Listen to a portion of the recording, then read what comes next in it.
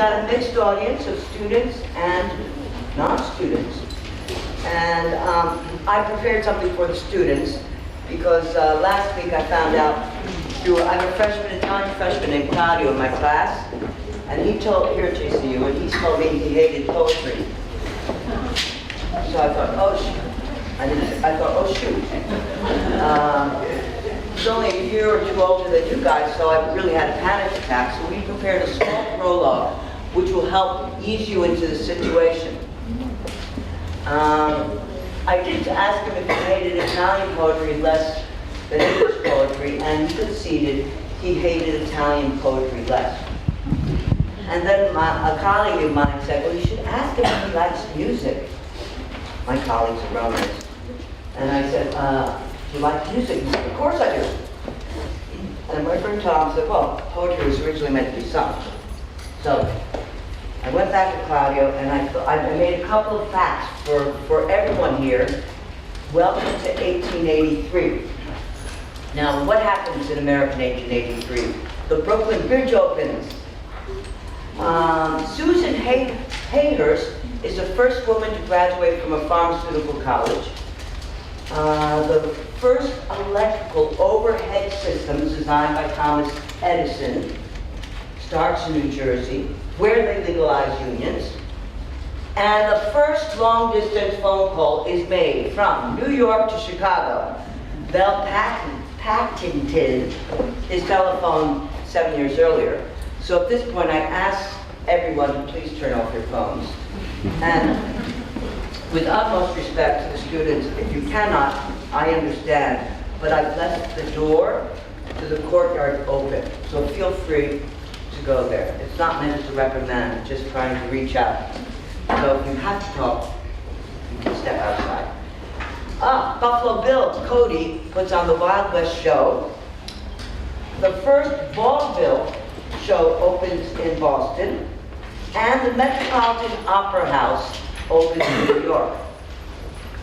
In the UK, we have Arthur Conan Doyle writing The Adventures of Sherlock Holmes and the Adventures of the Speckled Band, and Treasure Island by Robert Louis Stevenson is published. In France, we have Toulouse-Lautrec painting his portrait in the mirror with bird-out eyes, and The Orient Express departs from Paris to Istanbul. Excuse me, I'm very nervous today. Here in Italy, the Modern Gallery opens. Ischia has a volcano, and Italy signs a military treaty with Austria, Germany, and Hungary.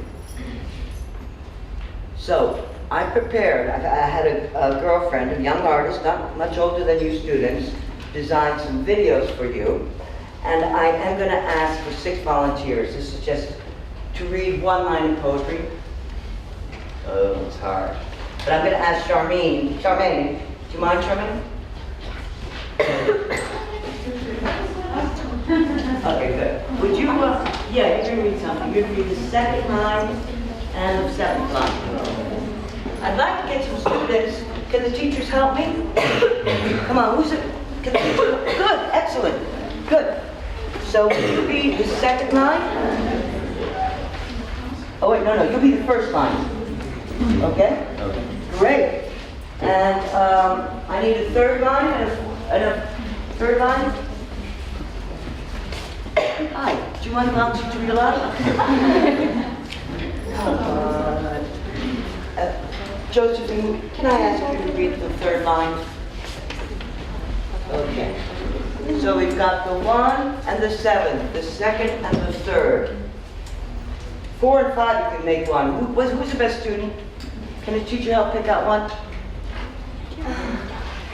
Good. Okay, good. You get 4 and 5. They're short. No? 4 and 5. One more, we can get on with the play. You have a great hairstyle. Okay. Oh, great. Yeah, so I'm going to ask the volunteers, or the people I forced to do this. Come on, Frank, there's a great space up here. Dermot, get up in front. Can you do the lights? Yeah, you can do the lights. You can turn them off. Thank you for our casual intro. Now there's a video prepared for you, so if you don't mind the volunteer, stand up, and when you see your lines, repeat it. Okay? Thanks. So whenever you're ready, Dermot, just sitting over there.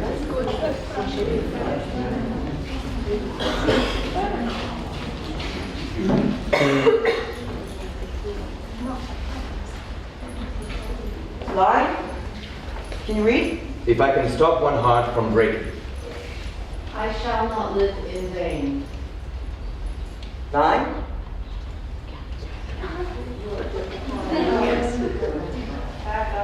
Back up. Let's start again, everybody. I wasn't clear enough. Okay, sorry. Let's everyone stand. So if you can stand, all you volunteers. It's just an experiment. Thank you.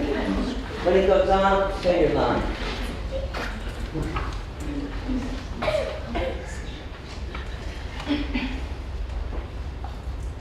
If I can stop one heart from breaking. I shall not live in vain. If I can ease one life the aching, or cool one pain, or have one fainting robin, and to his nest again. I shall not live in vain. Well, I think you all deserve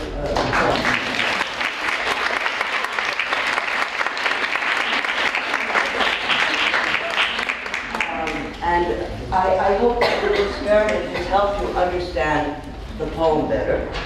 And now we're going to move on to understand the poet Emily Dickinson better.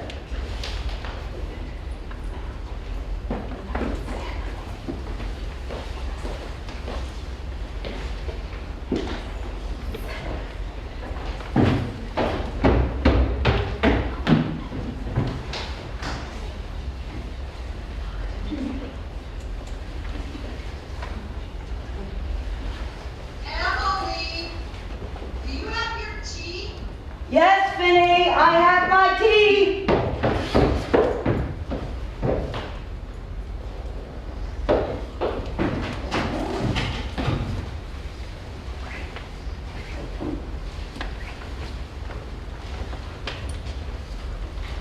This is my introduction. Black cake, my own special recipe. Excuse me if I am frightened. I never see strangers and I hardly know what to say. Lavinia, she's younger than I. She says I tend to wander back and forth in time, so you must bear with me. I was born December 10th, 1830, which makes me 53. My name is Emily Elizabeth Dickenson. Elizabeth for my father's sister, Aunt Elizabeth Dickinson Courier. Oh, how the trees stand up straight when they hear the thumping of Aunt Libby's little boots coming into Amherst. She is the only male relative on the female side. She'd look perfectly at home in a Greek chorus. But I don't use my middle name anymore since I've become a poet. Professor Higginson, the literary critic, he says that well, no matter. I have published 7 poems, anonymously to be sure, and that's why you can understand why I prefer to introduce myself to you as a poet. Here in Amherst, I'm known as Squire Dickinson's half-cracked daughter. Well, I am. The neighbors don't know what to make of me. I haven't crossed my father's ground to any house or town. I haven't left the house in years. When his census taker asked my occupation, I just said, at home. Society selects her own companions and then shuts the door. I mean, why should I socialize with village gossips? Oh, There goes one now. Henrietta Sweetster. Everybody knows Henny. She'd even intimidate the Antichrist. There she goes. Look at her. She looks more and more like a jar of sweetmeats every day. There she is, strolling by, trying to get a glimpse of me. Would you like that? So I give them something to talk about. I dress in white the whole year round, even in winter. Bridal white, Penny calls it. Here, dear. Ooh, she dresses in bridal white every blessed day of the year in, year out. Disappointed in love as a girl, I hear. Oh, poor creature. So very sad. And her sister Lavinia is a spinster too. Oh, did you know? Oh, yes. Stayed unmarried. Take care of Miss Emily. 2 old babes in that big house. What a lonely life.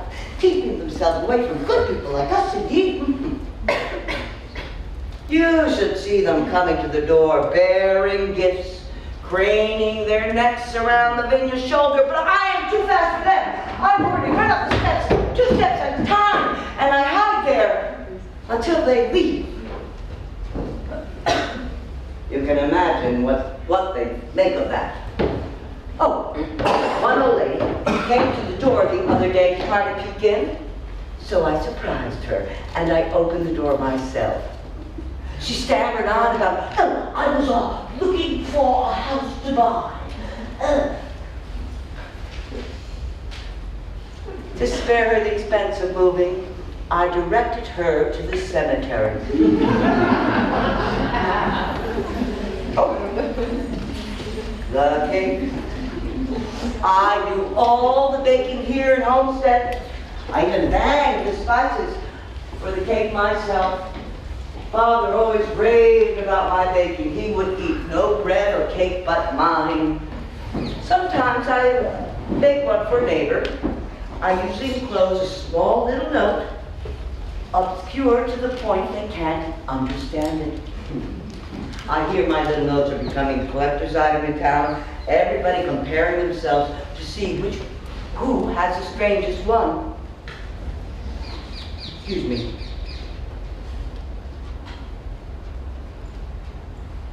We must be careful what we say. No bird resumes its egg. That'll keep them guessing. Oh, which reminds me, I must write a note to Mrs. Hill. She's just been admitted into Maplewood Infirmary.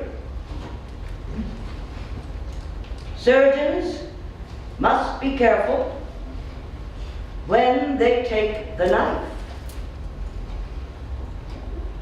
Under its fine incisions stirs the culprit life. That will cheer her up. I'm told one lady's imitating me now in Amherst. Probably Clarissa Cartwright. Just what Amherst needs is another eccentric. But I do enjoy them. My menagerie. But, do you know something? I enjoy the game. I've never told anyone this before, but I will tell you. I do it on purpose. The white dress, the reclusion, it's all deliberate. But my brother Austin knows. Austin says, oh, Emily, stop your posing. Austin and I, he knows me through and through like no other. Mother and father never really understood me, and Lavinia doesn't know me. But Austin and I are the most unlike any other, that we are dependent on each other for delight. But sometimes I think the stories about me distress him. In some ways, the stories are true. I mean, I do believe in truth. I just think it can be slanted a little. You know what I'm saying? A word is dead when it's said, some say. I say it just begins to live that day. Words are my life. I see them as entities, as sacred beings. There are some words I just have to lift my hat off to when I see them sitting on a page. A poet can choose but a few words, and they have to be the chiefest words, the best words. When I feel physically, the top of my head is taken off, then I know it's poetry. Is there any other way? My friend, Helen Hunt Jackson. Oh, you love her. She moved to Chicago. She is a fine scholar of words and a well-known writer. You might have read her book, Ramona. Well, Helen, she has all the facts, but not the phosphorus. Phosphorus. That's a word you can lift your heart up to. Oh, do you know how to spell it? Phos, P-H-O-S, for, P-H-O-R, E-S-C-E-N-C-E.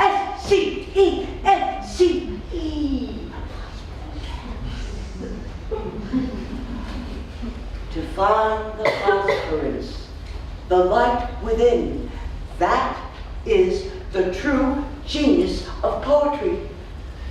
People find it hard to believe that I had a normal childhood. They visualize instead a miniature version of me as I am now, dressed in white, lisping riddles and aphorisms and baby talk, and of course hiding from the family. In some ways I'm responsible for that false impression. But actually at 15 I was a typical amorous girl. I went to parties, I gingled my way through classes, quilting bees, and I went to scores of dances. I was trying desperately to believe that I was a ravishing beauty, and I fell infatuated with one dashing young man after another. I expect to be the belle of Amherst when I reach my 17th year. I don't doubt I will have crowds of perfect admirers at that age. Oh, Francis James Billings, excuse me, Mother. What handsome whiskers! Oh, how have you been? Oh, it's a wonderful party, isn't it? Oh, you like it? It's a Godey Ladies book pattern. Perfect for dancing. You don't like dancing? Oh, very well, thank you. Oh, thank you.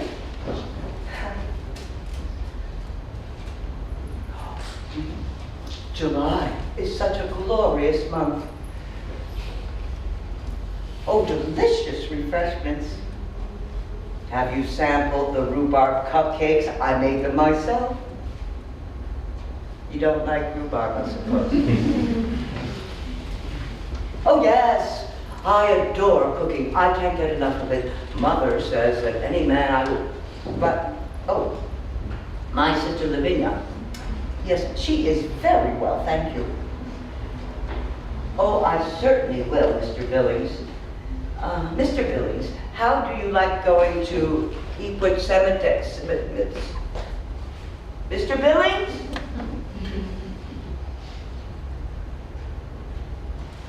It seems Mr. Billings found a pretty girl in yellow. Father's house and my garden. This is my world. And for my companions, I have the hills, sundown, and my large dog, Carlos, as big as I, that my father brought me. These are better than beans because they know but don't tell. And the noise in the pool at noon, far excels my piano. You see, I never had to go far to find my paradise. I found it right here in Amherst, Massachusetts. Why, just to see the summer sky at night is poetry. Nature is the highest art, don't you think? In the summer, the orchard is full of blue jays, and just to watch them follow the hose for a drop of water is a touching sight. And if I try to hand it to them, they run and shriek as if being assassinated. But to steal it, that is bliss. Oh. The sun beat down so today. Soon everything will get bright and it will be autumn tomorrow. Do you know what autumn is like in New England? Amherst has gone to Eden, and the moon rides like a girl through a topaz town.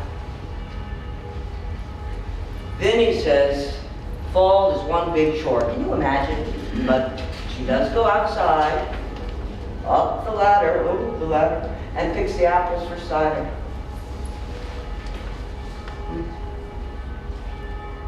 Oh, did you know that the clock stopped today during a thunderbolt? Do you hear the bells?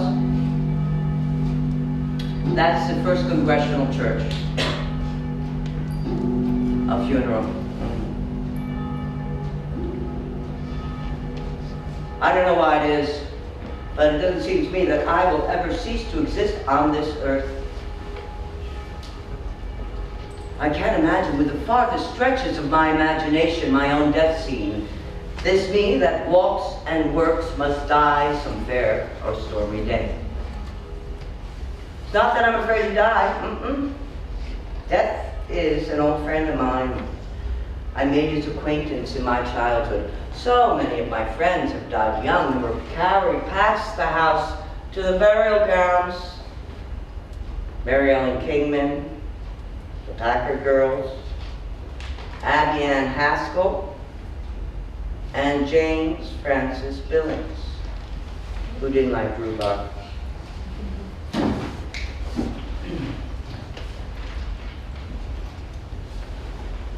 There's been a death in the opposite house. As lately as today, I know it by the numb look such houses have. Always. The neighbors rustle in and out. The doctor drives away. A window opens like a pod, abrupt, mechanically. Oh, that's what I was talking about. The clock stopped today during a thunderstorm. Made it seem like Judgment Day. I never knew how to tell time by the clock until I was 15. Father thought he taught me, but I didn't understand, and I was afraid to admit that I didn't, and I was afraid to ask, at least Father should know. Can you imagine never knowing what time it is? Thank goodness for twilight.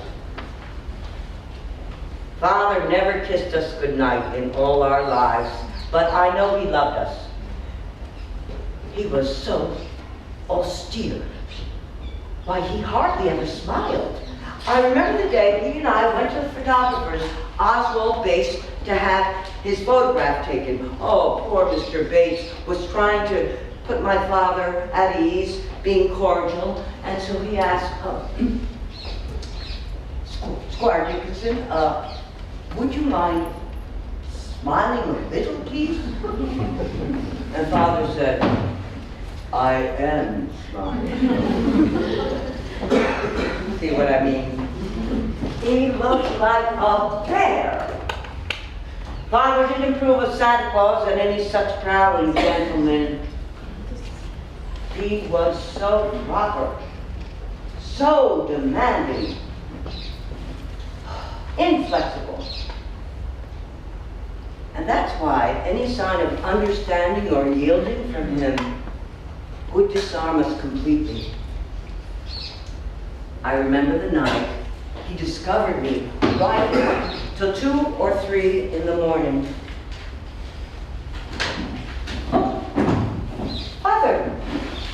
I thought you were asleep. Oh, 2 o'clock? Is it that late? Well, this is the only time the house is quiet, except for Vic. She snores like a poker and a shovel and a pair of tongs. Yes, I know you have a rule about early rising, but I have not missed a morning yet, have I? Yes. Oh, just writing. Good night, Father. Just a poem. Now, out loud.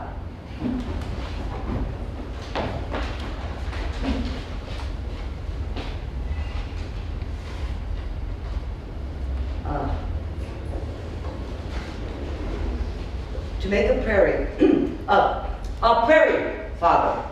Okay. To make a prairie, it takes 1 clover and a bee, and reverie. The reverie alone will do if bees are few. Another one? Oh, yes. I keep all my finished ones here.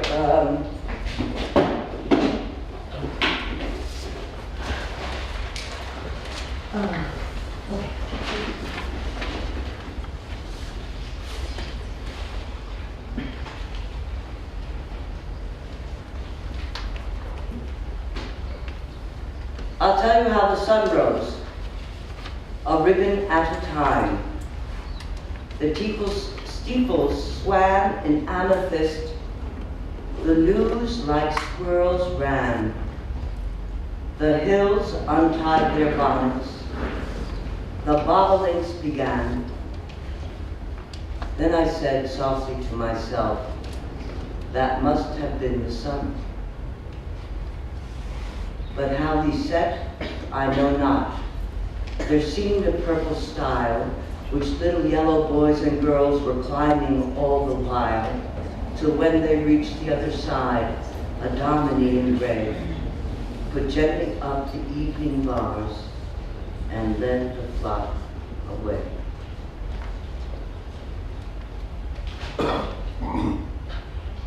You'll cancel the rule for me? Thank you, Father. See what I mean? He sometimes yielded when I least expected it.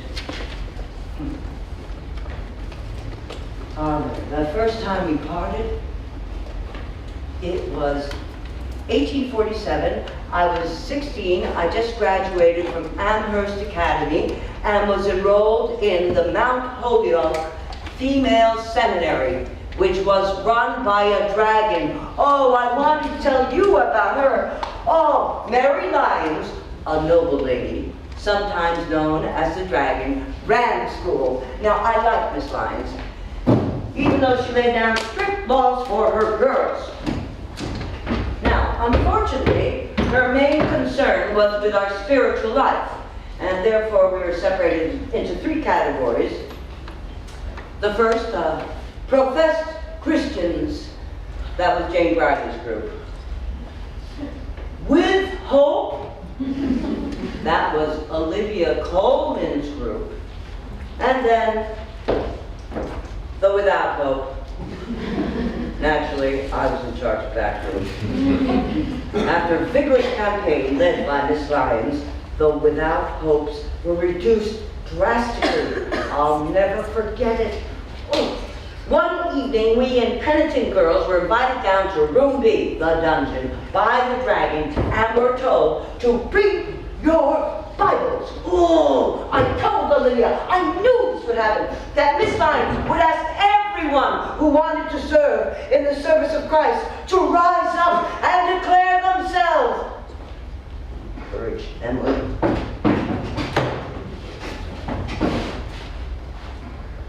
Good evening, Miss Lyons. I'm sorry, I cannot rise. Yes, I realize I am the only one without hope, but the Spirit hasn't moved me yet. desire to be good. Yes, I want to please my parents, but I'm not yet persuaded to be a Christian. I appreciate you offer mercy, and I know my world is wicked and sinful, but the path of duty doesn't look attractive. But I read the Bible, both the New Testament and Old. Well, at first I thought it to be an Arab book, but then I found it wise and a bit merry. Yes, Miss Lyon, M-E-R-R-Y. She did look like a dragon. I think it was the nose. But I mustn't laugh at Miss Lyons because she had a pure heart. And that is the essential thing nowadays, isn't it? The next fall, I did not go back to Holyoke. I guess you could say I wore out my welcome with Miss Lyons. And Father wanted me home besides. He said it was for my health, but I think he was lonely. Austin was soon to go to Harvard, and Father couldn't bear to have the family separated. Having more than one child away at a time was too much for him. Just before my 25th birthday, Austin came home to Amherst and never left again. I mean, I think he wanted to. When he graduated, he had an offer of a job in a law firm in Chicago. And just as he was about to go, Father offered to build him a home right next door if he stayed. It was the easiest of answers in some ways, not so easy in others. But Father always got what he wanted, and Austin stayed. I think Sue had an influence on him. Oh, Susan Gilbert was engaged to Austin at the time my father made his generous and unselfish offer. You can see Sue's house from this window. In between there's a narrow path, just wide enough for two. Sue and I used it more than anyone. Sue is the only person who understands my need to write. I love her dearly. But she doesn't understand my love. I mean, perhaps I don't understand it myself. I've always been intense about relationships. At times, my love overwhelms people, and that puzzles me. My business is to love. It's can be dangerous to love as I do. Have you ever read the Atlantic Monthly? In the April issue 1862, an article appeared encouraging young authors to submit their writings. Charge your style with life, wrote the author Thomas Wentworth Higginson.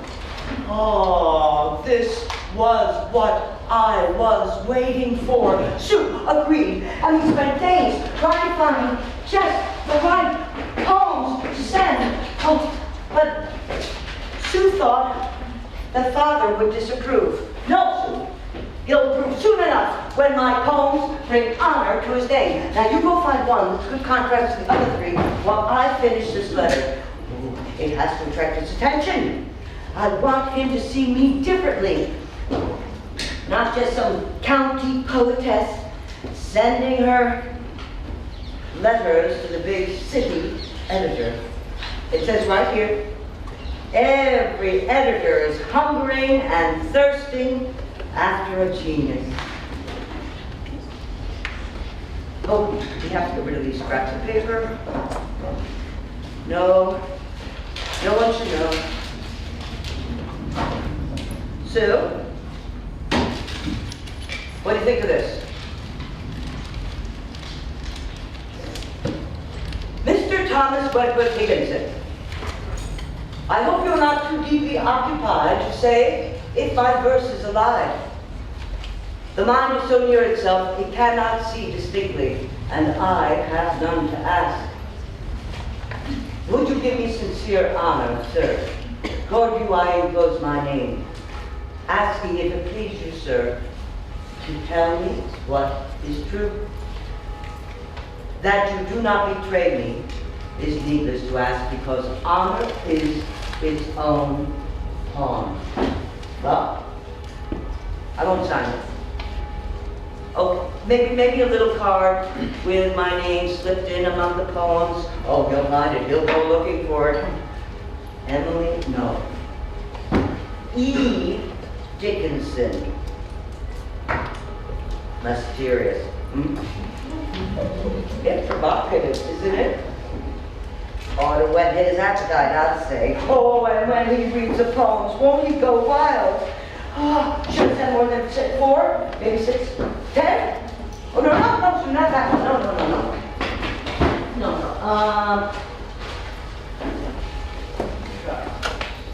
The pedigree of honey does not concern the bee. A clover any time to him is aristocracy. Too short. A bird came down the walk he did not know I saw. He bit an angleworm in half and ate the fellow raw. No bird poems.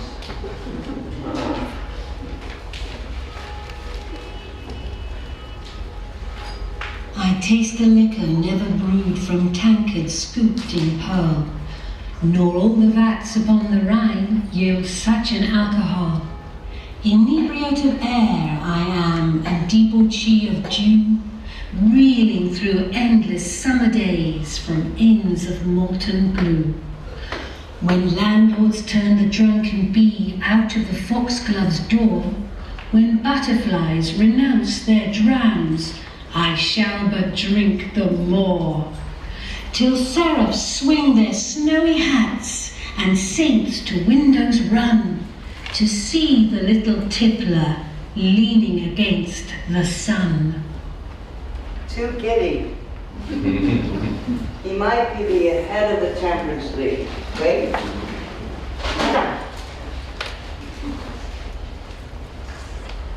Safe in their alabaster chambers, untouched by morning and untouched by noon, sleep the meek members of the resurrection.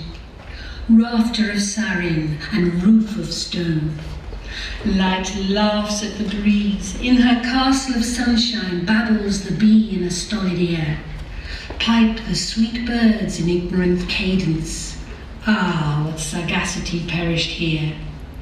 Grand go the years, in the crescent above them, worlds scoop their arcs, and firmaments row, diadems drop, and doges surrender, soundless as dots on a disk of snow.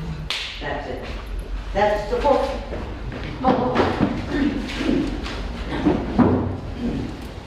One must know.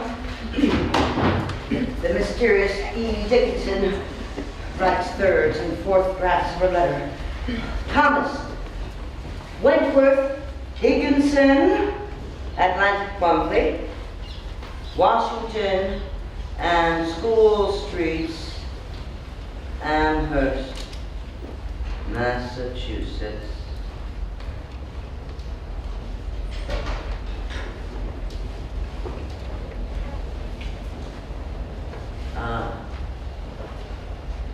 Mr. Higginson did respond to my letter, but not the way I'd hoped. I thanked him for the surgery, and he did ask for more poems, which I sent him. I wrote him often. I even began calling him my preceptor and myself his scholar. 8 years of correspondence. 8 years of putting my hope on a shelf. And then, when I turned 40, the incredible happened. Mr. Thomas Wentworth Higginson was coming to Amherst face to face at last. Now we could accomplish something. I look forward to meeting you and will come directly after my visit with President Stearns at the college.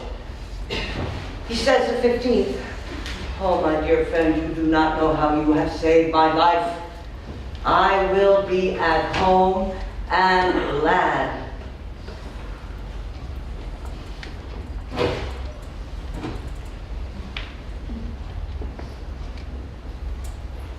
It seems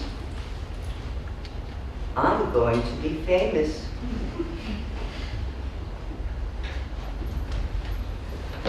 Sue? Sue! I got the most glorious news! Sue! Sue! Wait till you hear!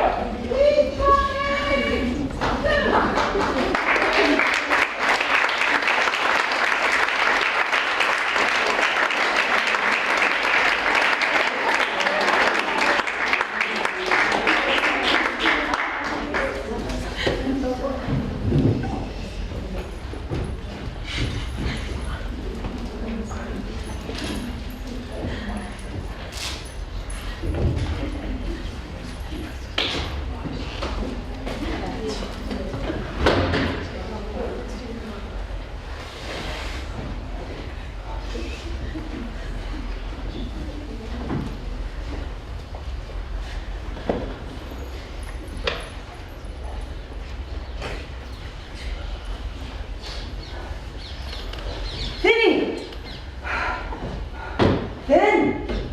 Can you keep an eye out for Mr. Dickenson?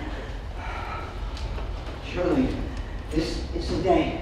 And when he comes, have Maggie tell him to wait in the parlor. I'll be upstairs.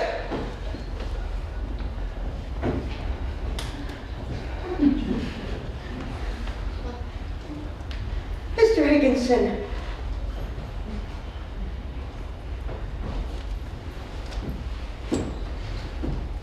Good noon, Professor Dickenson.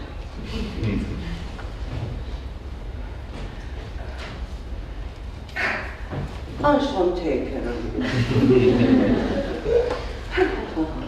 Oh, Reverend Dickenson.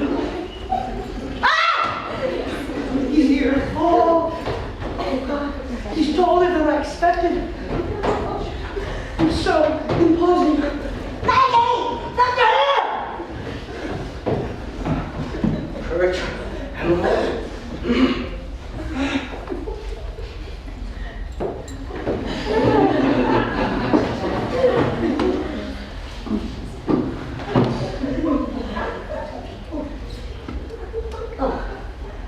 Professor Higgins, how long will you stay with us? What I mean is, why has it taken 8 years? I know you've been busy. You've been away at the war. The Civil War, wasn't it? Yes. War to me is so big. I cannot grasp it. My war is laid away in books. But now, to the real purpose of your visit. I have all the poems I've sent you. Here are the first 4, and these are the others. And oh, there are many, many more that you might feel would be better, more appealing to the reading public, suited for a printed edition. Many, oh, well, there are over 1,000 at least that you've never even read. Several, I would think, enough for many volumes, and I would prefer Barack bound. Please forgive me. I am not giving you a chance to say anything.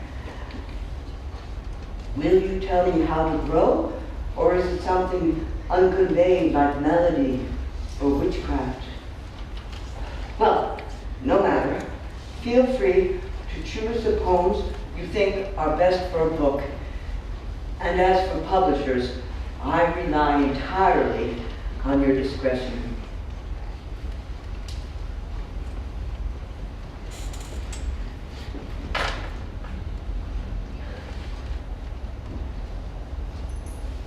But my leader is new, experimental, not spasmodic. Oh, bad lines. Oh, I don't think you understand what I'm trying to say. So if you could let me.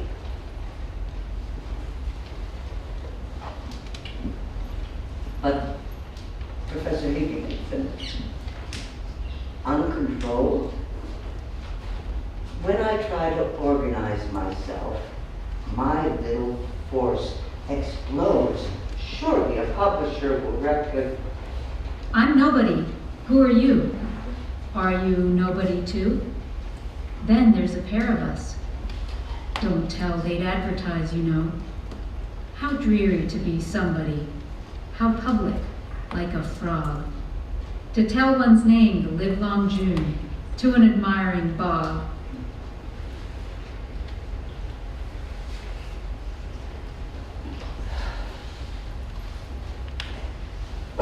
I still send my poems to him, but always from the polite reply, I get the uneasy feeling they end up in some dusty drawer in his office. Ah, I don't want to talk about this, no. Ugh. But when I first heard Mr. Higginson's words, I became ill.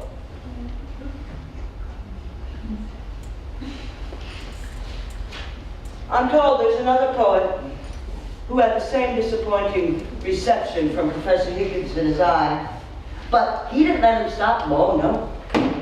Here. And he somehow got his poems published. And his book has been through 9 editions already. Professor Higginson says his work is scandalous and he ought to be plowed under. His name? Walt Whitman.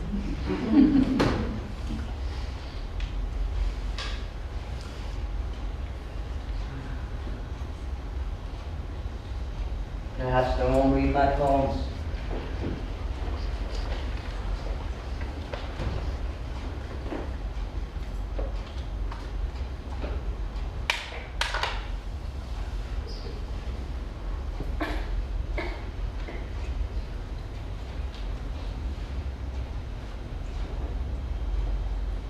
My poems seem like a letter undelivered, lost in transit. Destiny strange.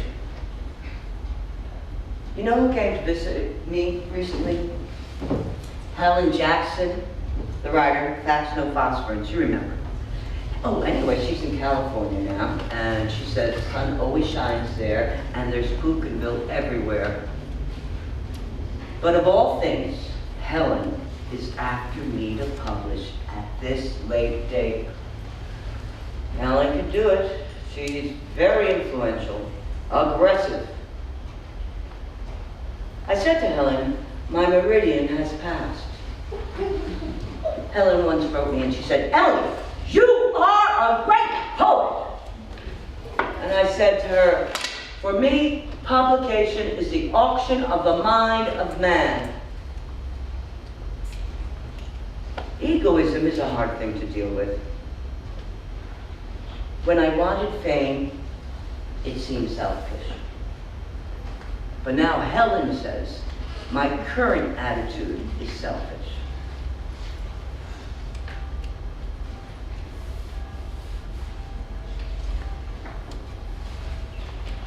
Vinny says my withdrawal was just to happen. I suppose my not marrying was just to happen too. Truth be told, Vinny would never let me go. I would have let Vinny go when she had her one proposal of marriage. Don't you listen to Henny Sweetster. But Vinny could not, will not let me go. One afternoon I was with my Canterbury bells in my garden when a man who secretly loved me came to take me away. Now Vinny, she became all hysterical at the idea of losing me. I said to her, Vin, look at me. I love you. I love mother and father, but this is something I have to decide for myself. Vinny ran like a raving lunatic all the way over to the evergreens, By the time she came back, dragging soup, hurling through the kitchen, my friend had left. I sent him away. Forgive me, I can't tell you his name. He was married.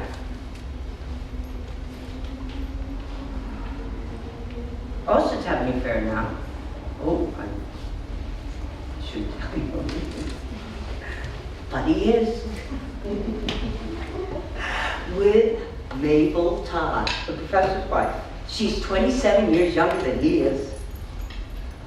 Oh, Vinny says when they walk down the church aisle, she looks like a butterfly on a spangled journey. All the men stare. And the women, poor village women with their timid convictions. Now, Vinny does not object to their affair. Oh, no, in fact, she helps them. She carries messages between them in her sewing basket. Oh, I've heard the women say, poor Emily, the only kangaroo among the beauty. I know I'm plain, and small like your wren. Plain. Now that's a word not to lift your heart up, had to. But I have you know, plain or not, I've had more than one suitor.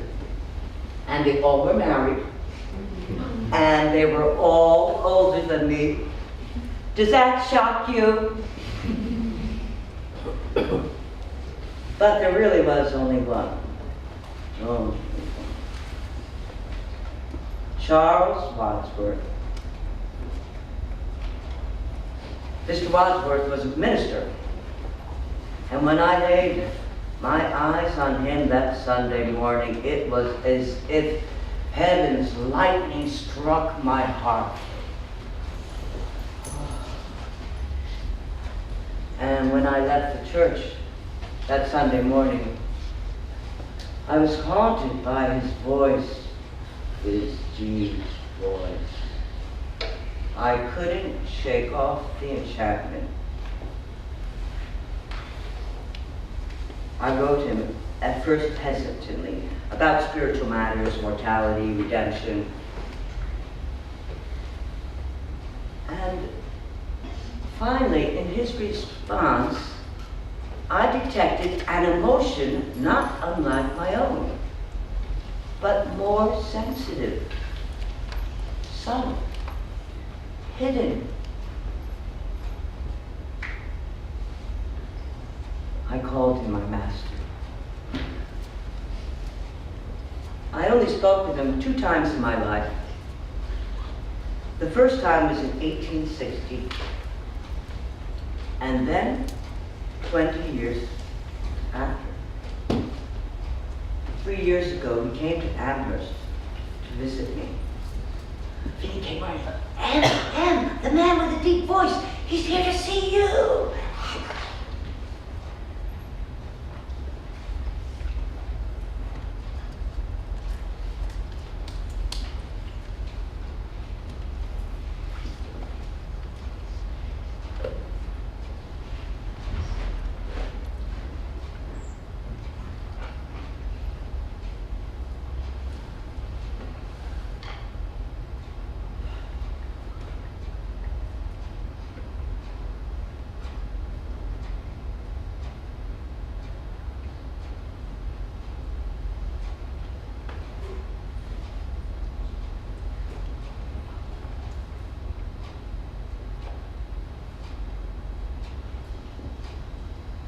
He came from the pulpit to the train.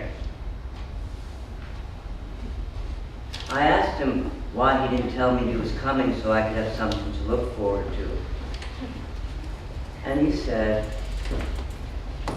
he didn't know. He just came. I asked him how long was his journey. And he said, 20 years.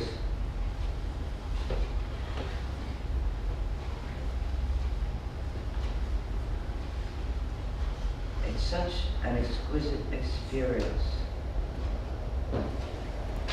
to have a bodiless love. just to look at him, look at me, was moving. Like fleshless lovers, forevermore.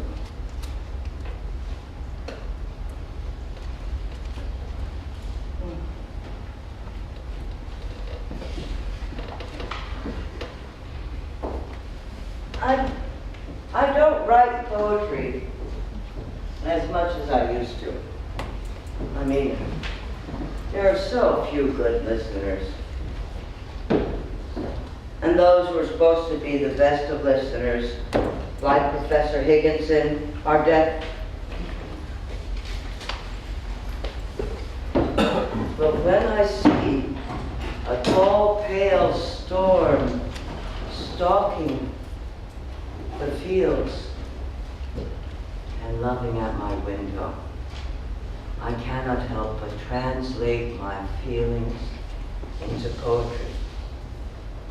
Sometimes I put both hands on a window pane and try to think and feel how a bird flies.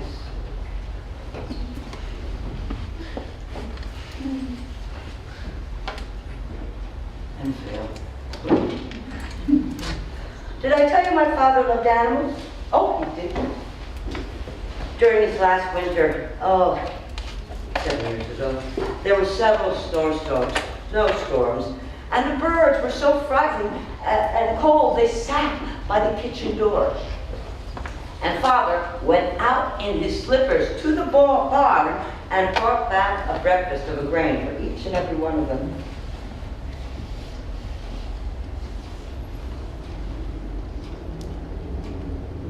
The last afternoon of his life, with no permission, I preferred to be with him.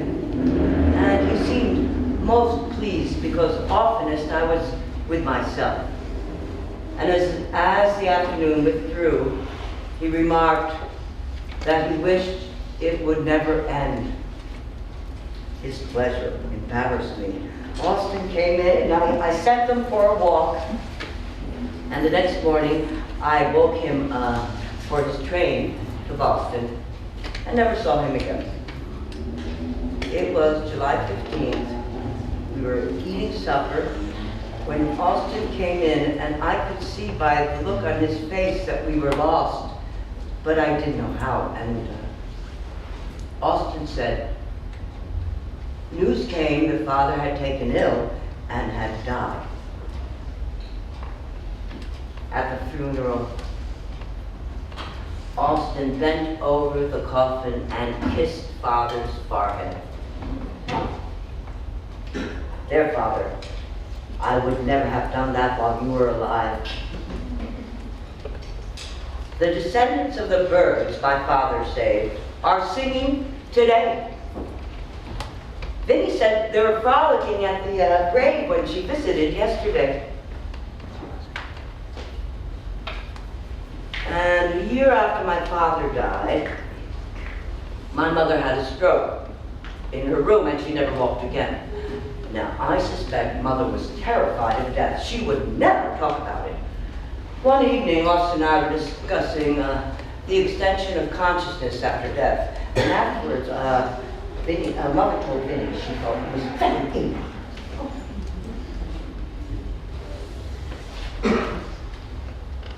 But Mother's dying almost stunned my spirit.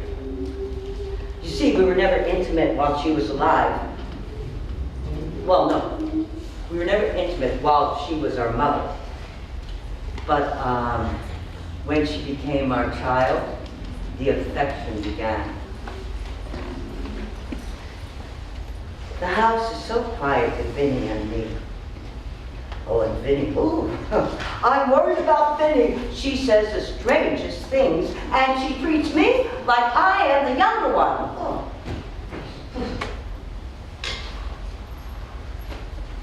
Well, I wish we were children again. And the nails were full of hats, and the chairs full of coats, and I could count the slippers under the kitchen table. I wish we were always children. How to grow up, I do not know. Oh, I had a very curious winter. Very swift. And sometimes sober. And I wasn't feeling very well.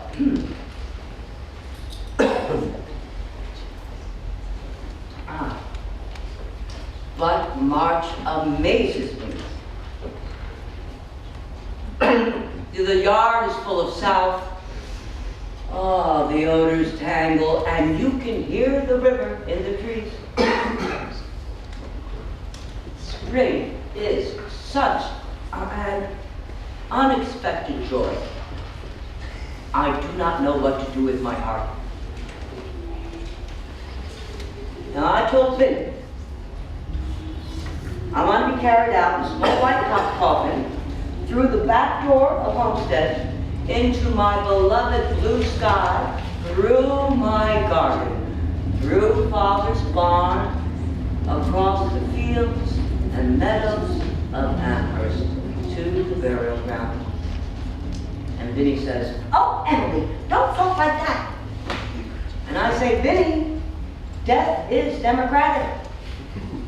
I just hope heaven will be less lonely than life in New England was."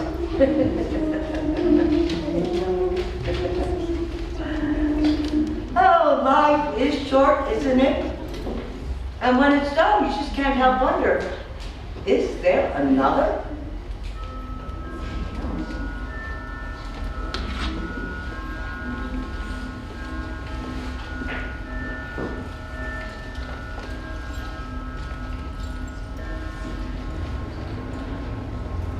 $6:00. I told Vinny I'd peel the apples.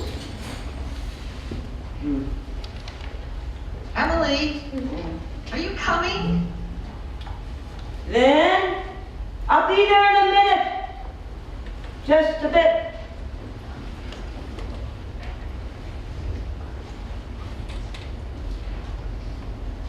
We seldom have visitors anymore. But you know, your visit was easier than I expected to be.